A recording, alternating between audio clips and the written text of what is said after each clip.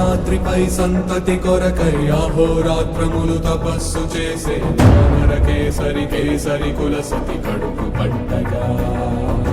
జనించినాడుక అసమాన బలోద్ధతుడు సంయుతుడు అంజనాసుతుడు పవననందనుడు.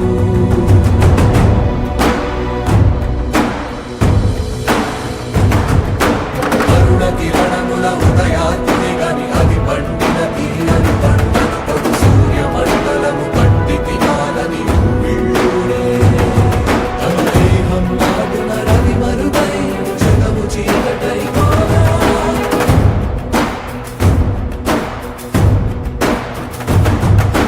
అది అమరేంద్రుడు గమనించి తన ఐరావతమది రోడించి